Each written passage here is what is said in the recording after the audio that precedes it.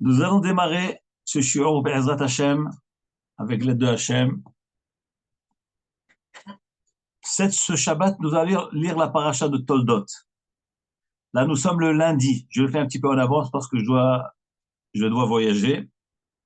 Donc, nous sommes le lundi 24 Cheshvan, 5785, 25 novembre 2024. Le sujet que nous allons traiter avec l'aide de Hashem, c'est réveiller la pitié de Hashem. Réveiller par l'imploration, par la tfila, par la kavana, réveiller la pitié de Hachem sur ses enfants, sur l'âme Israël. Je dédie ce cours, les Elou Nishmat d'abord, à Tzadik HaKadosh, comme d'ailleurs j'ai parlé la semaine dernière, Rabbi Avraham Azoulay, j'avais dit la semaine dernière que c'était cette semaine, et bien c'est justement aujourd'hui. Nous sommes le Kav Dalet Cheshvan, c'est le jour où Rabbi Avraham Azoulay, c'est le grand-père du Rav Frida. Donc, il est décédé comme aujourd'hui. Et vous savez qu'il a écrit plusieurs livres, et un de ces livres, c'est Chesed l'Abraham. Et le Chesed l'Abraham, je vous dis un petit mot rapidement, sa famille, Azoulay, a été expulsée d'Espagne à la fin du XVIe siècle. Et ils ont été s'installer au Maroc. Il est né dans la ville de Fès, au Maroc. Et après, malheureusement, les Juifs étaient persécutés, c'était l'époque de l'islam. Les Juifs ont vécu très très difficilement cette époque-là.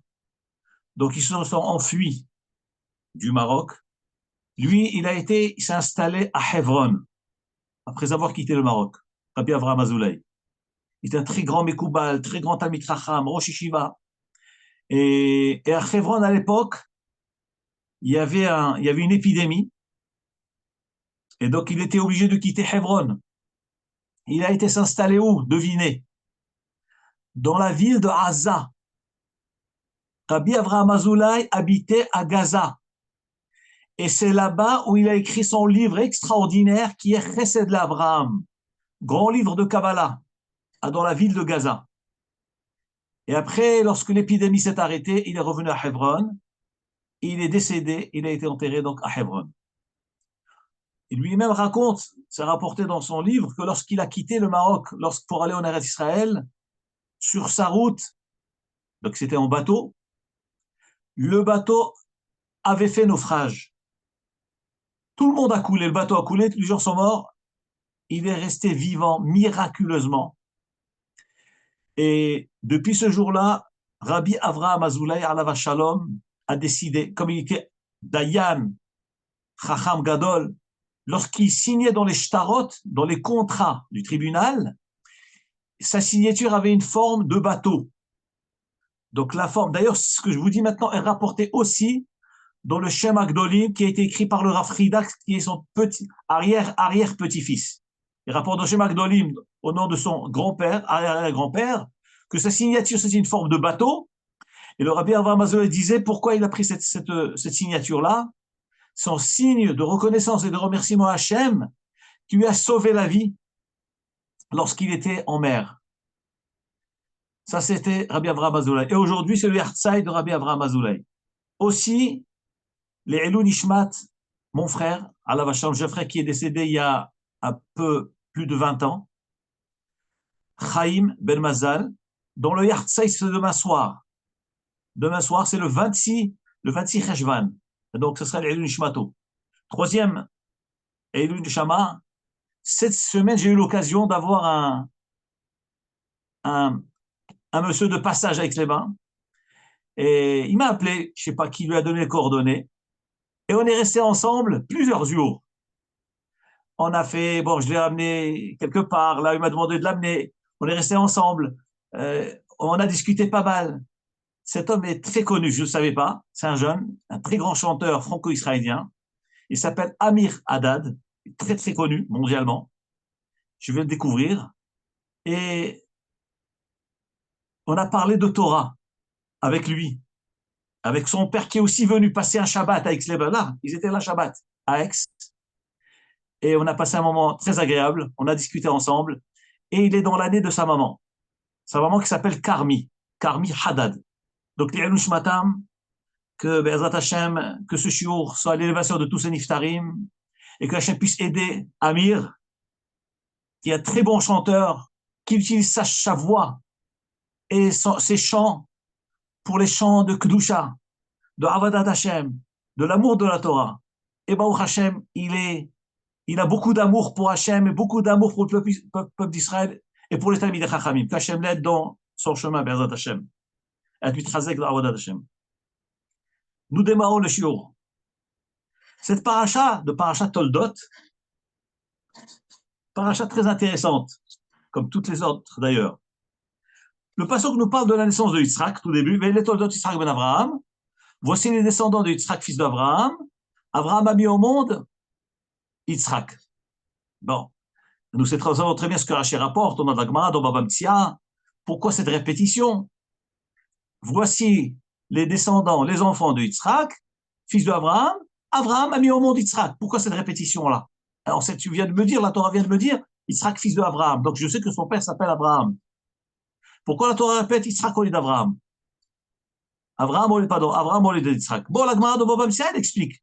Et comme Rachid rapporte ici, c'est que les moqueurs de la génération disaient que cet enfant n'appartenait pas vraiment à son père. Cet enfant, Yitzhak, qui est né de Sarah, les moqueurs de la génération disaient non, en réalité, Abraham ne pouvait pas avoir d'enfant. Abraham et Sarah étaient stériles. Et cet enfant, elle l'a eu parce qu'elle a été prise par Avimelech, Melech Pelishtim. Et lorsque cet enfant a eu 3 ans, la Gemara dit, Biomigam et Yitzhak, de 2 ans, alors Abraham Avinu a fait un grand festin. Et au moment du festin, Hakadosh Baruch Hu a fait un miracle extraordinaire, que la physionomie de Yitzhak s'est transformée, et Yitzhak ressemblait à Abraham, son père. Et tout le monde a déclaré, Abraham, Olid et Yitzhak. Comme ça nous dit la Gemara. C'est pour ça que le pasuk dans la Torah répète, Abraham, Olid et Yitzhak. C'est la déclaration des moqueurs de la génération. Tout le monde savait que Yitzhak ben Abraham, c'est Yitzhak fils d'Abraham. Mais à quel moment ça a été authentifié, miraculeusement du ciel, pour fermer la bouche des moqueurs d'Abraham? C'est au moment de ce festin-là.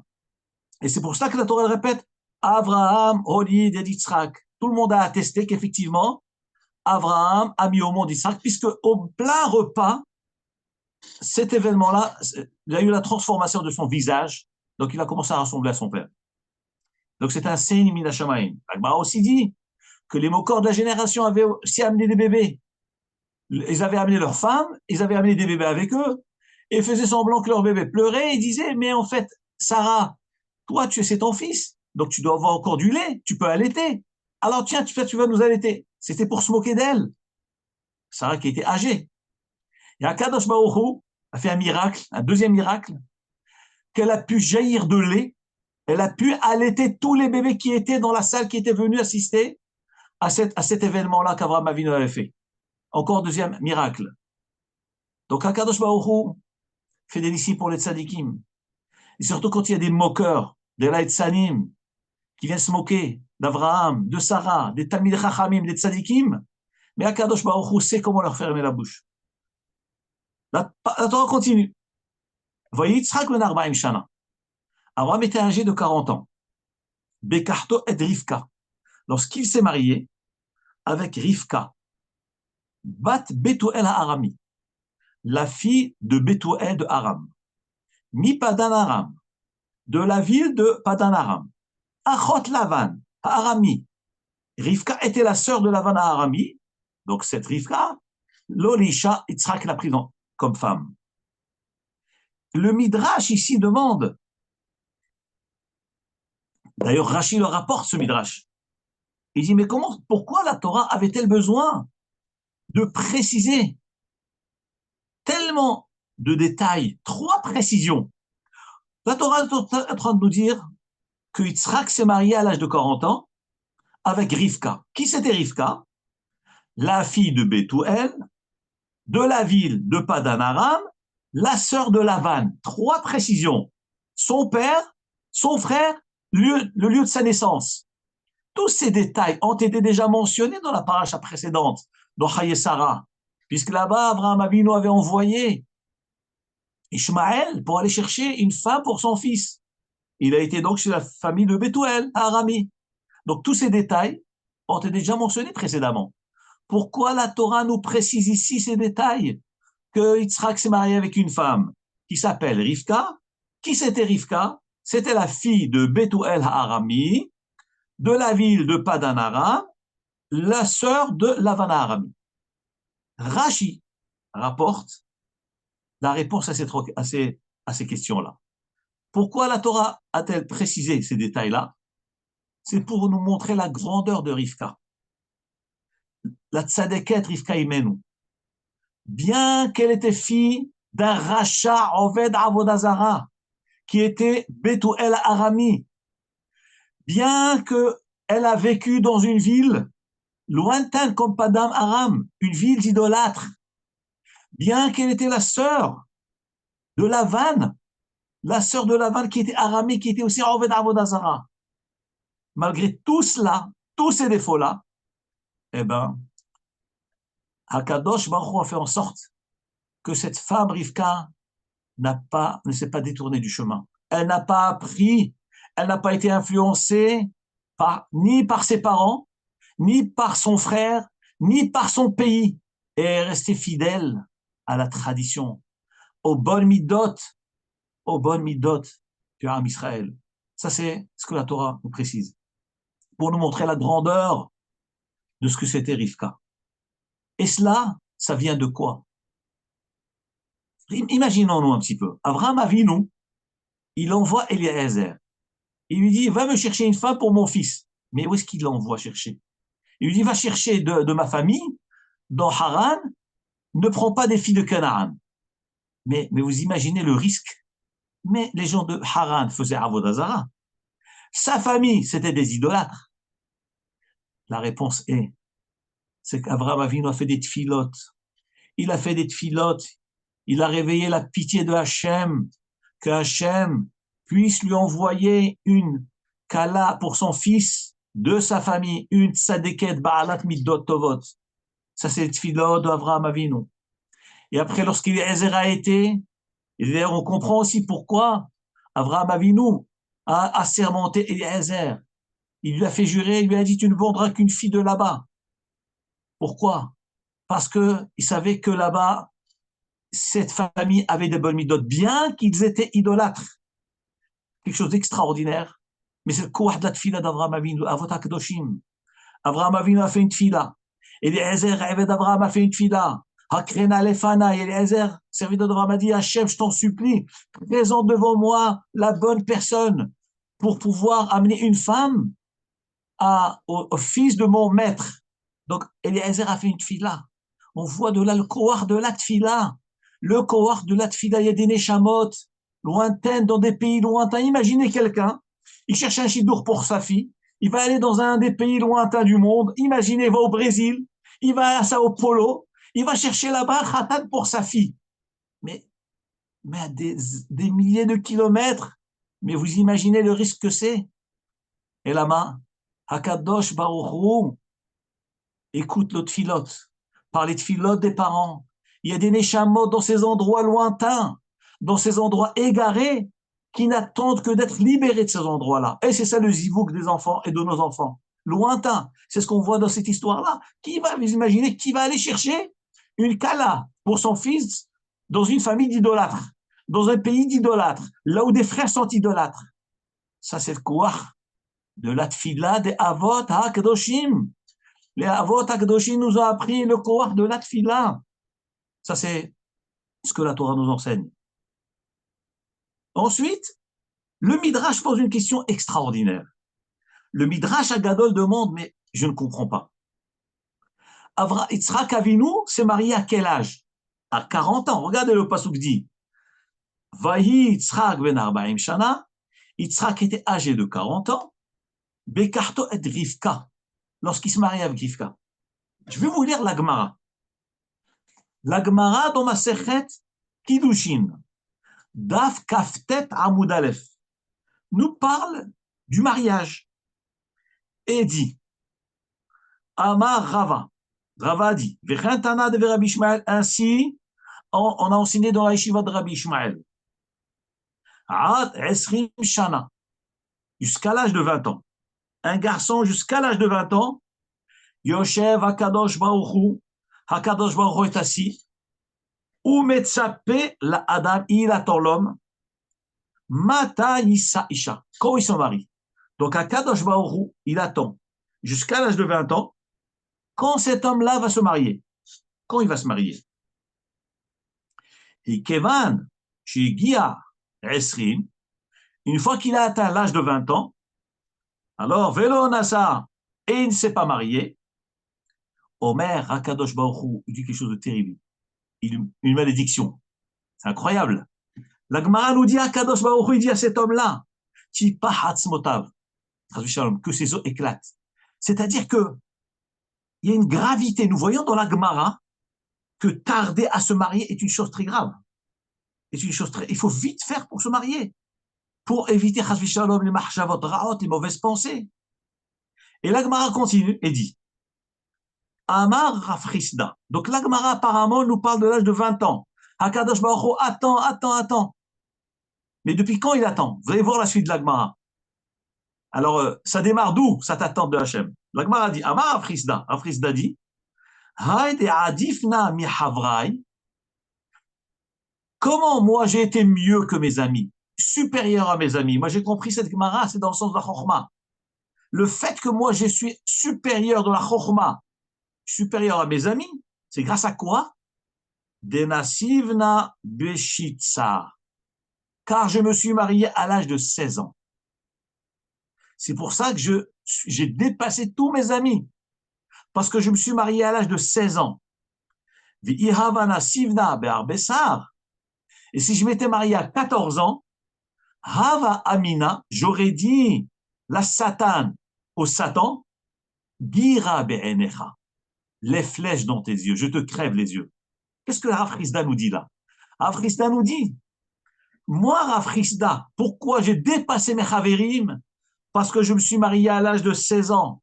Et si je m'étais marié à l'âge de 40 ans, donc c'est-à-dire quoi?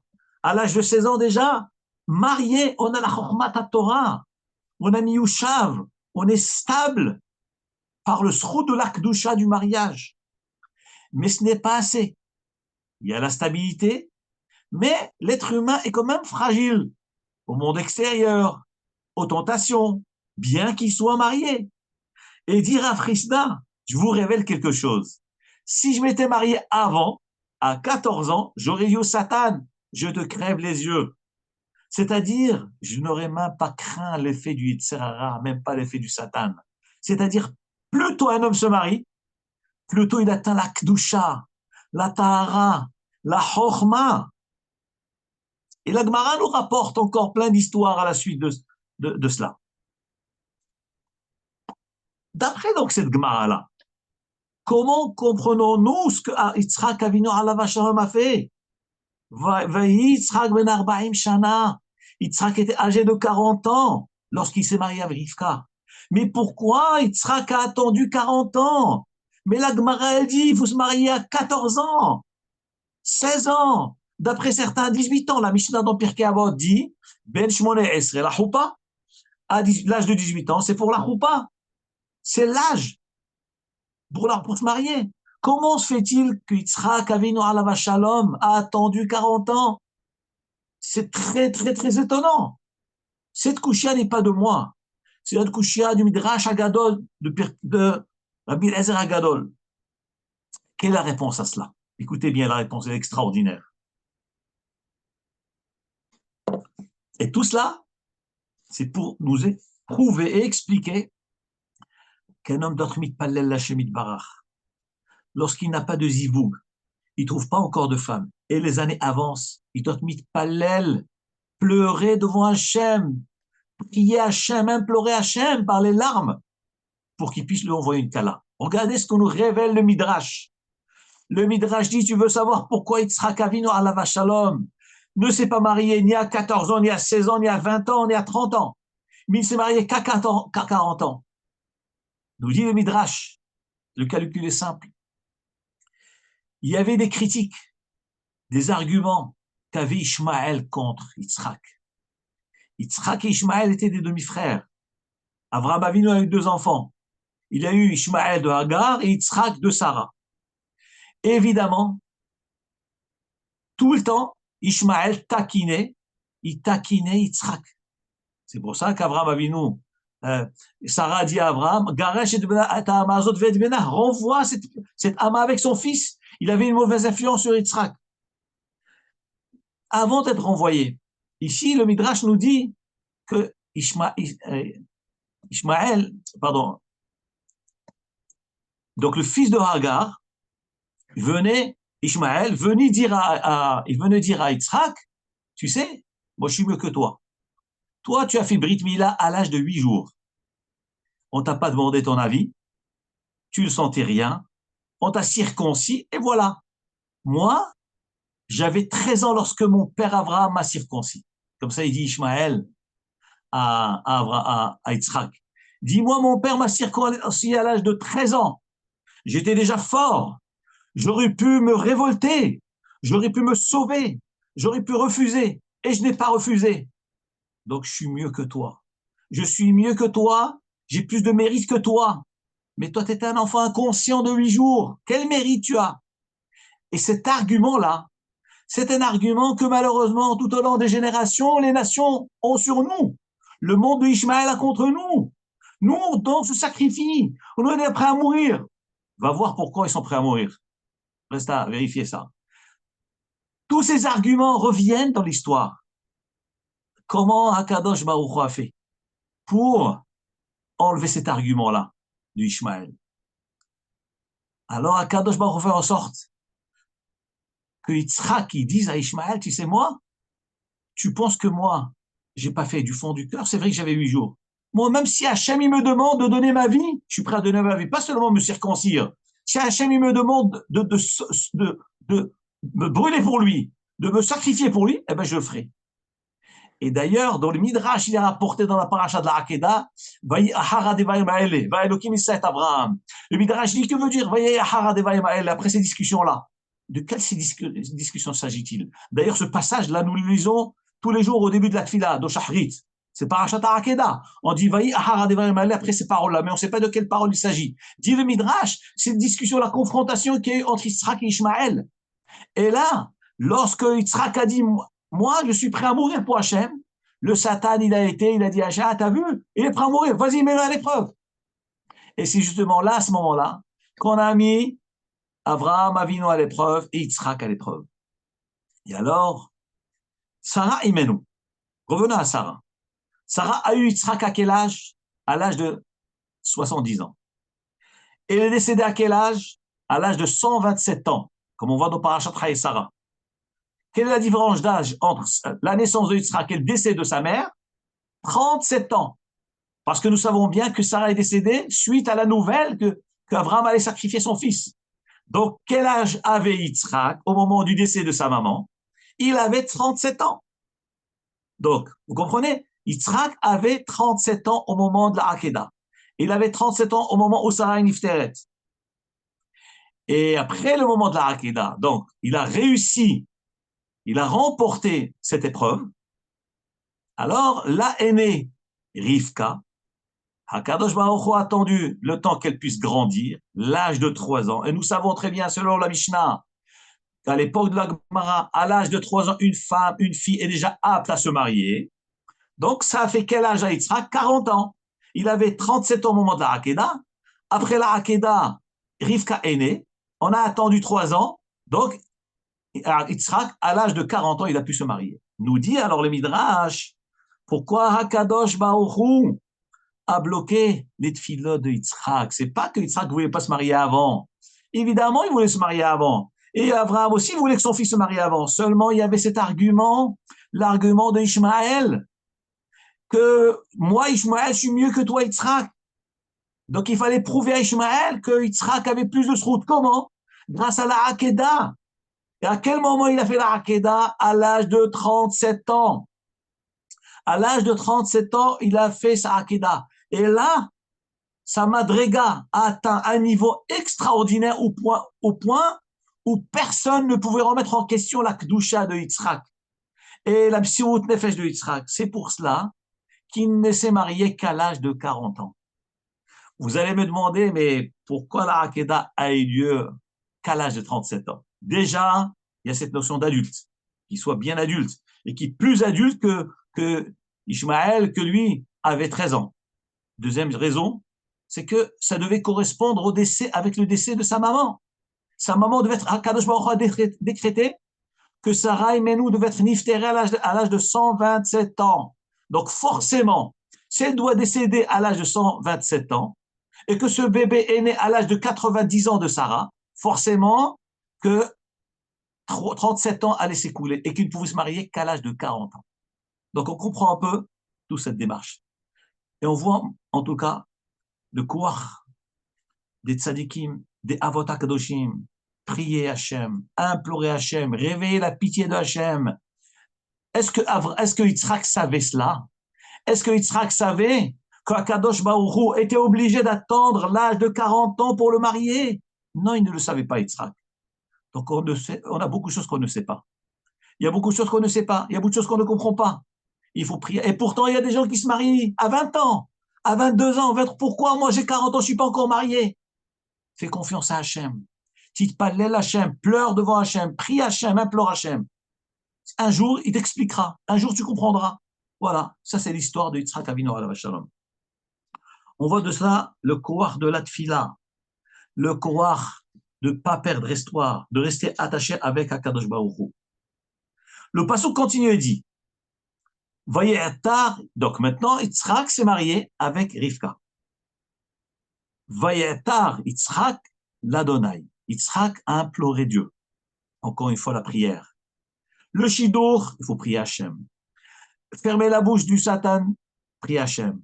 La bouche d'Ishmaël, prier Hachem. Tout est lié à la tfila du tzaddik. Tout est lié à la tfila. Chercher un shidour à Haran, il faut prier Hachem comme Avraham Avinu a vu. Même le chaliar qui est Eliezer, il a fait prier Hachem. Tout c'est tfila, tout est lié à la tfila. On ne peut rien obtenir avec la tfila. Même si on est un grand Talmid Chacham, si on ne sait pas prier, si on ne prie pas devant Hachem, on ne peut pas obtenir. Hakadosh Baruch Hu veut qu'on soit nifnar devant lui, qu'on soit humble devant lui. Ça, c'est le kouach de la tfila. Tfila le el hayay. Comme ça, David Amelech alav shalom, il dit, tfila, la prière, le el hayay, pour Hachem qui est ma vie. Donc, en fin de compte, notre vie, elle est liée à la tfila. Nous dit le pasuk que Yitzhak a prié Hachem. L'enochachishto. Traduction des mots, pour sa femme. Ou bien face à sa femme. On va dire, le sens simple, c'est il a prié pour sa femme. Qui a karahi, car elle était stérile. Vayater lo Adonai, et Akadosh Baruch Hu a exaucé cette fille-là. Vatahar Rivka Ishto, et Rivka est tombée enceinte. Donc elle a eu deux bébés. La Torah nous raconte qu'elle a eu deux enfants, Yaakov et Esav, et le pasuk conclut à la fin, Yitzhak ben shishim shana beledet otam. Yitzhak était âgé de 60 ans lorsqu'il les a mis au monde. Lorsqu'il a eu ses jumeaux, il était âgé de 60 ans. Donc, combien de temps d'attente il a eu? Il s'est marié à 40 ans. Il a attendu 20 ans pour avoir des enfants, Rabotaï. 20 ans d'attente. Nous voyons des fois un couple, à peine il se marie, la première année déjà, la Kala est déjà enceinte, Baruch Hashem, un premier bébé, deuxième bébé, Bli Aïnara, et nous on a mal au cœur. Et moi. Et là, Yitzhak et Rivka ont attendu 20 ans. Mais la vie, elle avance. Il est déjà âgé de 60 ans. La vieillesse qui commence à s'approcher. Qu'est-ce qui va se passer? On s'inquiète. La tfila, Koach tfila, nous dit le pasuk. Vayetar Yitzhak l'Adonai l'enochachishto. Yitzhak Avinu alav shalom, il a prié devant Hashem Yitbarach. Dit Rashi, que veut dire nochachishto? Alors Rashi dit que lui priait d'un côté, elle priait de l'autre. C'est ça le nochach, face à face. Plus exactement dos à dos. Chacun priait, les nochach. C'est-à-dire, le mot nochach veut dire face, parallèlement à sa femme.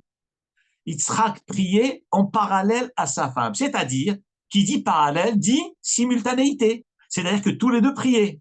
Lorsqu'il y a une difficulté dans un couple, c'est pas seulement un qui doit prier, c'est les deux qui doivent prier. Quelle que soit la raison, quel que soit le responsable, elle ou lui, tous les deux doivent prier Hachem. C'est ça le Nochach Ishto, que le pasuk nous dit. Nochach, ça veut dire parallèlement à sa femme. Ils ont prié tous les deux lorsqu'on a une difficulté avec un enfant, ou lorsqu'on n'a pas du tout d'enfant, ou bien quand on a un enfant, on n'arrive pas à s'en sortir avec cet enfant-là. Qui doit prier? On ne va pas chercher la responsabilité, qui est responsable, pas du tout. On va admettre palel tous les deux, ensemble, les Nochach Ishto.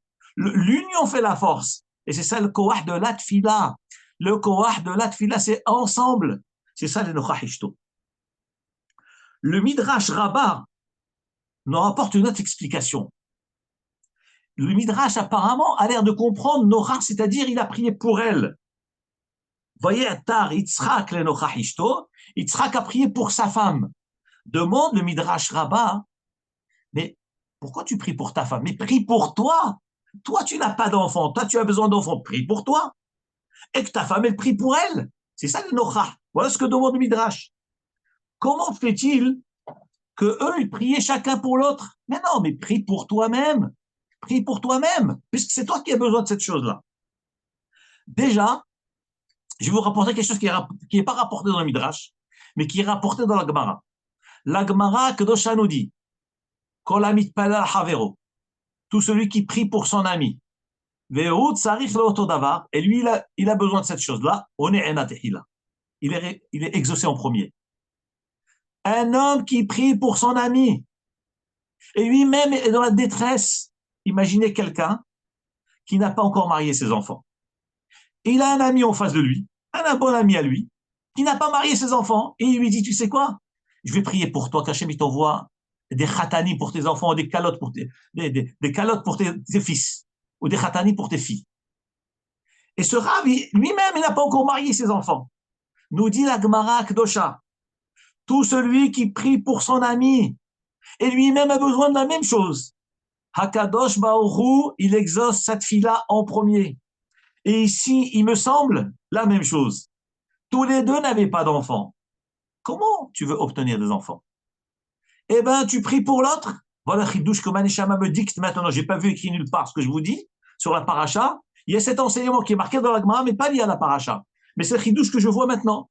Que effectivement, les nochas, je prie pour l'autre. Parce que quand tu pries pour l'autre, Hachem, il te donne toi.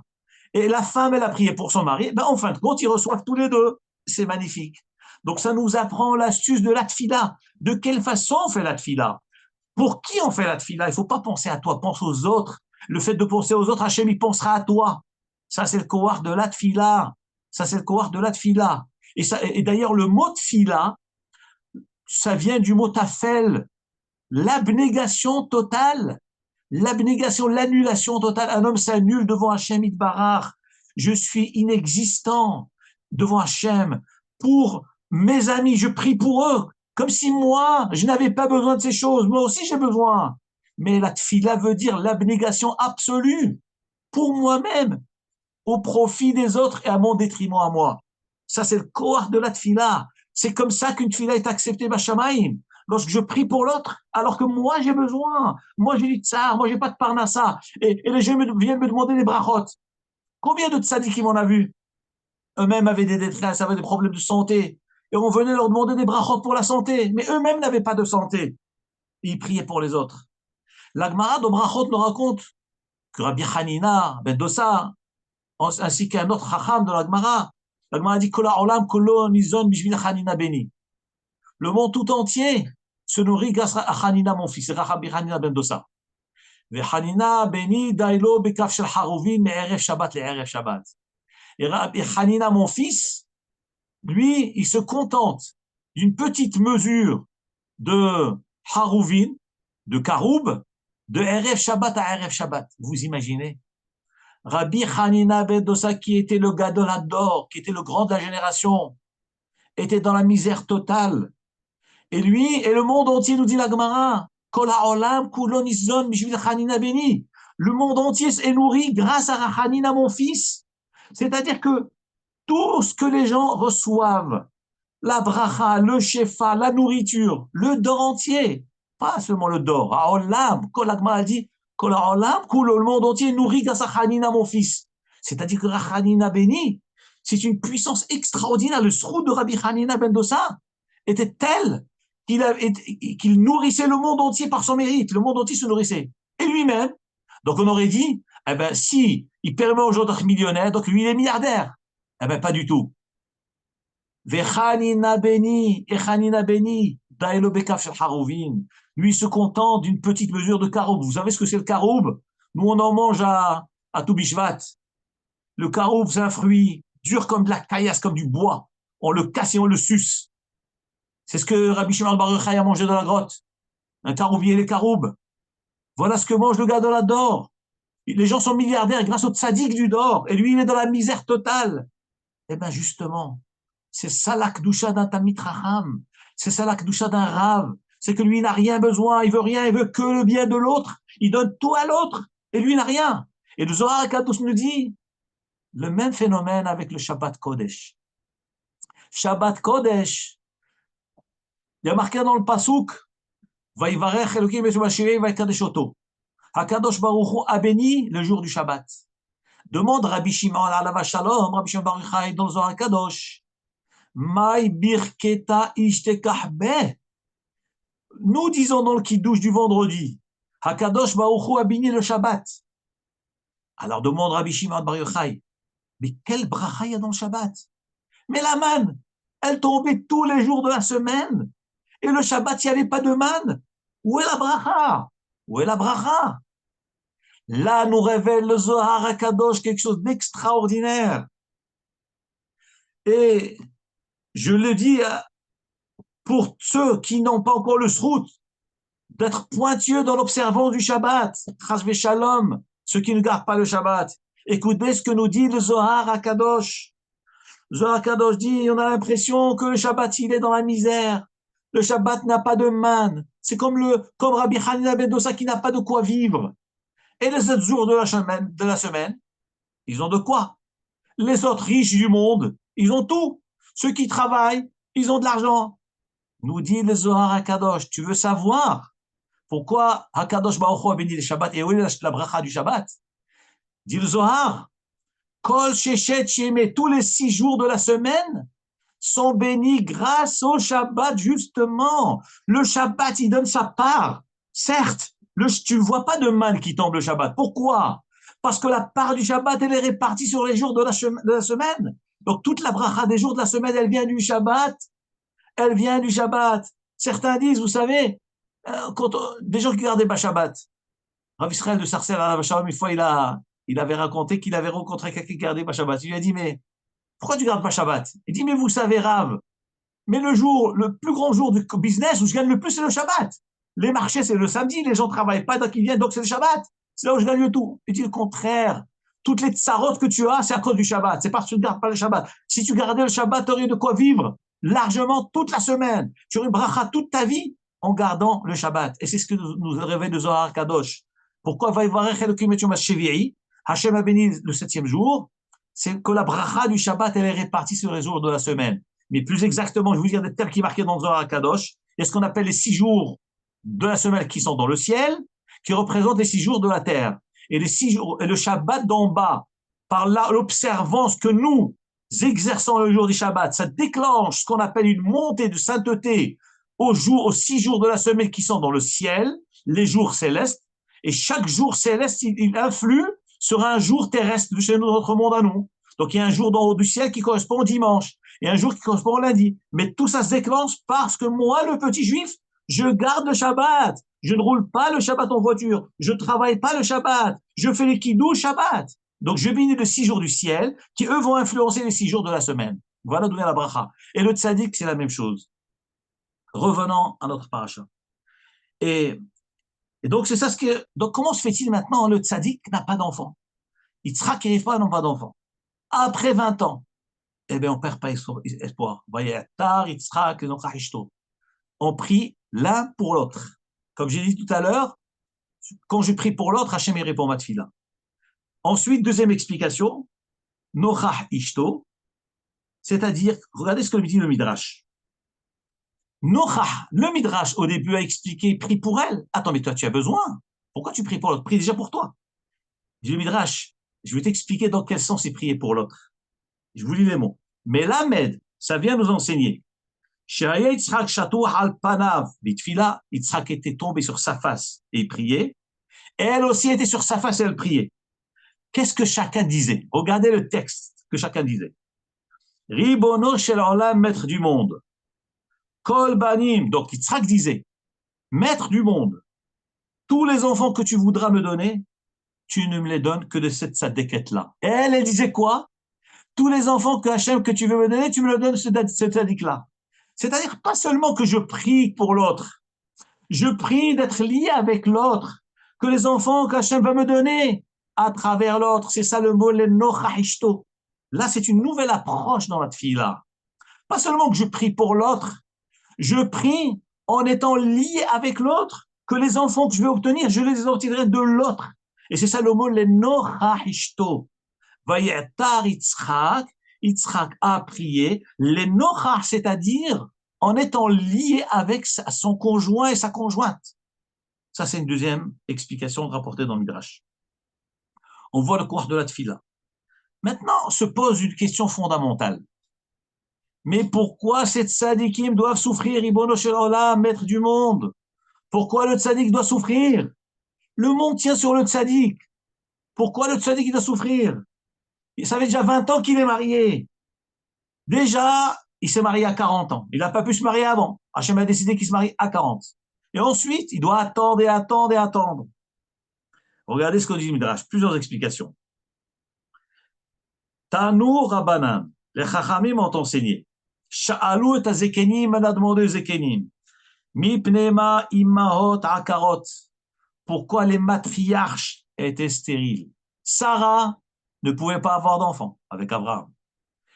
Yitzhak ne pouvait pas avoir d'enfant. Rachel, donc Sarah, Rivka, Rachel n'ont pas eu d'enfants. C'était difficile chaque fois pour avoir des enfants, c'était difficile. Donc à la base, elles étaient stériles, les trois matriarches.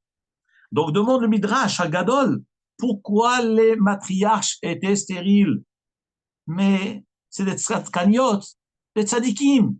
C'est des bien-aimés de Hachem. Hachem, donne-leur. Hachem, donne à tes amis, ceux qui tiennent, ceux qui font ta volonté. Pourquoi tu as besoin de les retarder? Nous dit le Midrash. Mi pene shem tzadkaniot ou ksherot hayou. Justement, lorsqu'un homme est tzadik, chassid, oved Hachem, lorsqu'une maman, elle sent qu'elle est tzadeket, une matriarche, elle sent que c'est Ilmaot, qu'elle est attachée avec Hachem. Donc, elle se sent en droit de revendiquer un dû. Hakadosh Baruch Hu, pour donner le sro de tzadikim et au tzadkaniot, il leur dit, non, je ne vous donne pas. Vous devez être humble devant moi, hachna'a devant moi, brisé devant moi. Je ne veux pas qu'il y ait fierté. Cette fierté qui vient de vous, je pense que c'est tout de moi.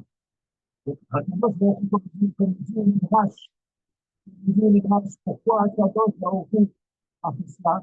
C'est pour justement enlever de l'esprit des tzadikim et des tzadkaniot qu'ils revendiquent leur mérite. Ils revendiquent des droits.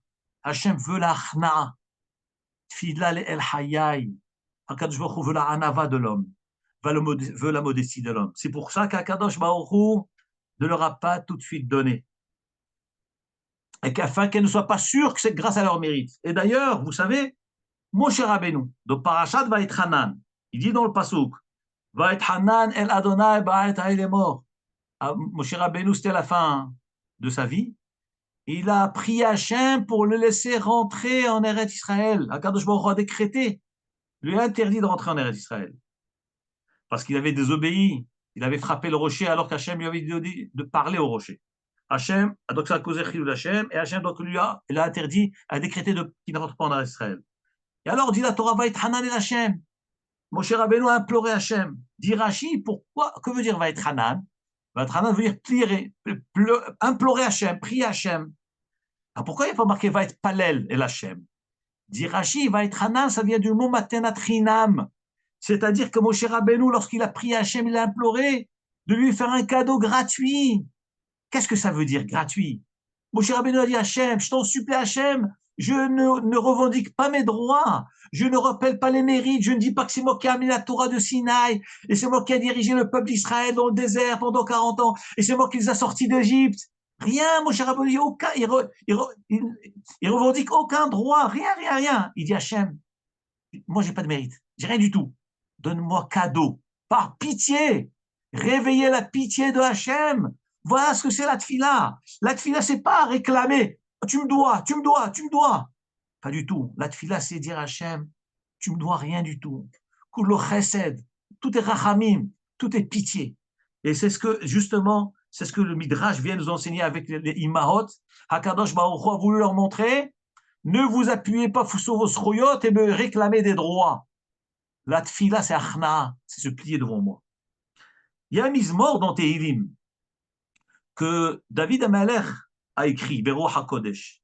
Mais le premier qui a lu ce mizmor là, c'est qui? C'est Yaakov Avinu alav shalom. C'est le psaume 121.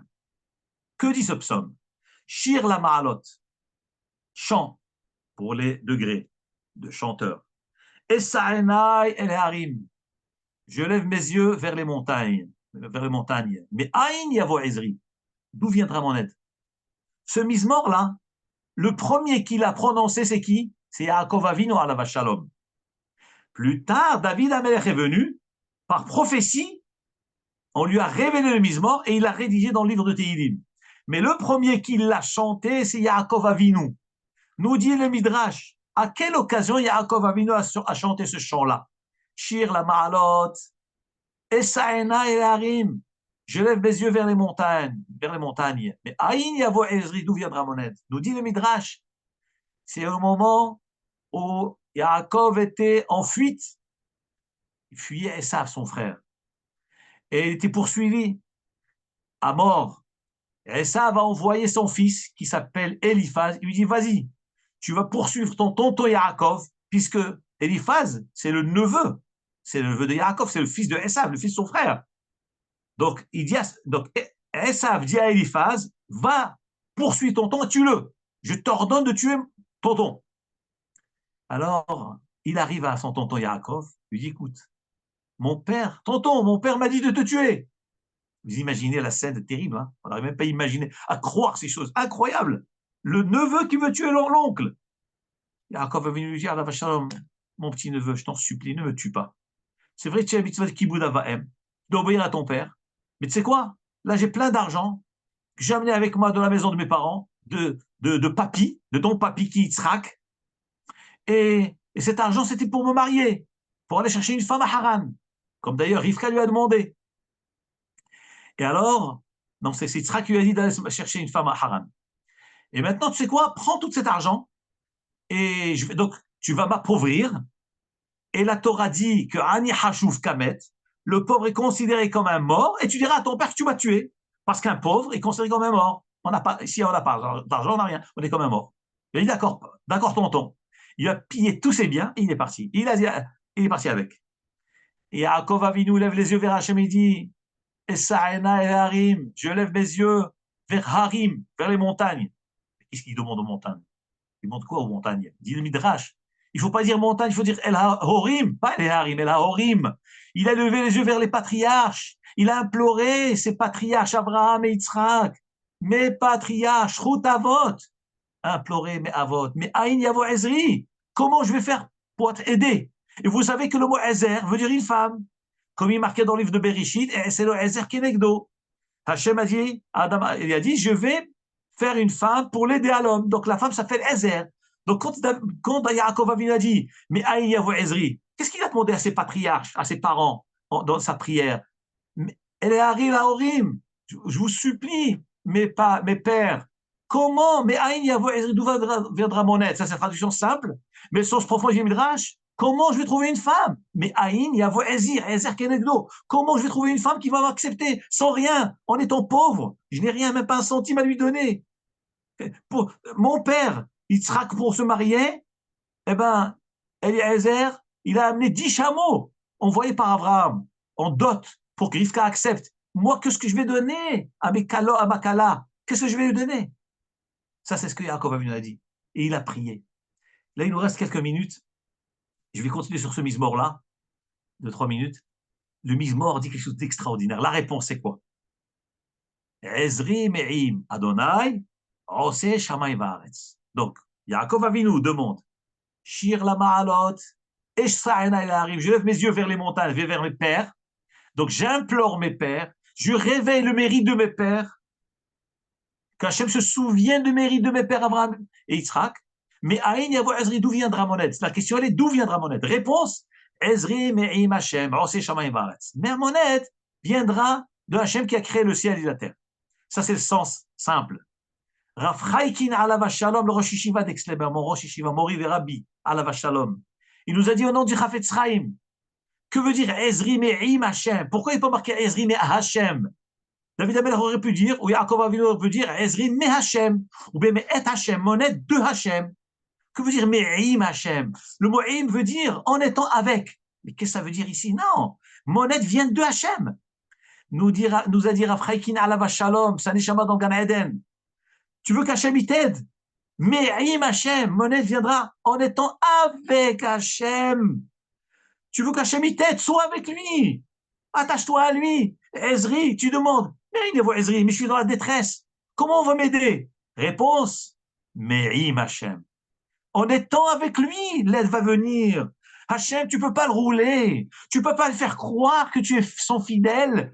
Tu lui demandes des enfants, tu lui demandes une parnassa, tu lui demandes une gentille femme et tu fais des avérotes tous les jours. Tu roules en voiture Shabbat, tu travailles Shabbat, tu manges pas kasher et après, tu demandes à Hachem, mais donne-moi ça, donne-moi ça. Et le pire, des fois, un homme, il va aller voir un Mekoubal, il entend un Mekoubal qui arrive dans une ville ou un grand Rav, il va lui demander des brachot. Mais comment tu peux oser demander des brachot au Rav? Le Rav, il va demander à qui? À Hachem. Mais Hachem, il sait que tu ne gardes rien du tout. Tu gardes la Shabbat, tu traînes dans les rues, le samedi soir, tu vas danser, tu vas mixiter les femmes et tout. Comment tu veux que Hachem, tu vas rouler Hachem? Tu ne peux pas le rouler. Tu ne peux pas le rouler. Alors, Afraïki nous a dit, c'est ça le sod que David Amelach a révélé dans ce Mizmor. Ezri me'im Hachem. Tu veux l'aide? C'est en étant avec Hachem. Mon aide viendra en étant moi avec Hachem. Si je montre Hachem, Hachem, tu vois, la vie est très difficile. J'ai des épreuves. Mais voilà. Je montre que je veux. Je montre que je m'intéresse au Shabbat. Je m'intéresse à mettre les tefilines. Je m'intéresse à ce que ma femme aille au mikvé. Quand elle est nida, quand elle est dans la période impure, je la touche pas. Et après, elle va aller au mikvé. Elle va apprendre les halachot. Je montre que je veux. Eh bien, Hachem te donnera tout ce dont tu as besoin. Oh, c'est Shama Imraz. Pourquoi? Parce qu'Akadosh Baruch Hu, il crée le ciel et la terre. Donc, il est capable de tout faire. Je conclus. Un dernier mot qui va prendre 1 minute et j'arrête le shiur au Lunader. Sachez, un chidouche, un pioche que j'ai eu dans ma tête, c'est que la question elle-même, la réponse est dans la question. Une autre explication. Mais Aïn, voilà, David Amelach, il demande, Yaakov lui demande, mais Aïn, Yavo Ezri. La réponse, elle est, le mot Aïn veut dire le néant, le vide. Mais tu veux savoir, quand tu es dans une situation de Aïn où tu es rien, tu n'as plus d'amis, tu n'as plus personne, personne ne te regarde dans la rue parce que tu n'intéresses personne, tu n'as pas de famille, tu n'as pas de proches, tu n'as pas de riches en Amérique qui puissent t'aider. Là, tu tournes vers Hachem, alors Hachem il va t'aider. Mais Aïn, Yavo Ezri, lorsque tu es dans une situation de Aïn, de rien, tu n'as plus aucun espoir, là Hachem il va t'aider. Parce que tant que tu es espérant X et Y, Hachem, comment tu veux qu'il t'aide? Mais tu soi-disant que tu pries maintenant, mais tu comptes sur tel et tel et tel et tel. Hachem il te dit, tu veux que je t'aide? Montre que tu comptes que sur moi. C'est ça. Mais Aïn, lorsque tu es dans le Aïn, dans le néant total, l'abîme total, le gouffre total, le plus profond, Yavo Ezri, la réponse, elle est dans la question. Oui, mon aide viendra. Chacun de nous, Bezrat Hashem, à Géoula Kerova, qu'Hachem fasse en sorte qu'il y ait la paix dans le monde, avec les nations, que Mashiach vienne très bientôt, bien le Betamigdash, chacun de nous fasse en sorte que les otages soient libérés, vivants, en bonne santé, et Refoua Shelema, tous les soldats, tous les malades. Baruch Adonai Le'olam, Amen ve'Amen, Imloch Adonai Le'olam, Amen ve'Amen, Shabbat Shalom.